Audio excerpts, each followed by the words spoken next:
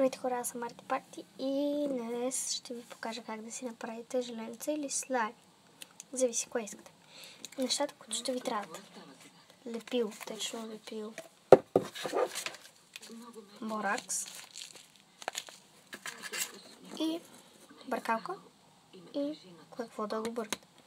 И в чиника. Взимате лепилото и сипвате колкото си искате. Аз искам много малко. Сега слагате малко боракс. Добре, аз малко прекалих. Нищо. Не е особено нищо, ама добре, не мога да го вдигна. Дигна. И сега бъркаме. Ето, вече се получи малка част. Искам да си обръща ръчичката.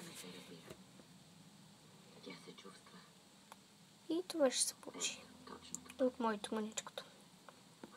Предишното не се получи. Но това се получи супер. Това ще бъде от мен.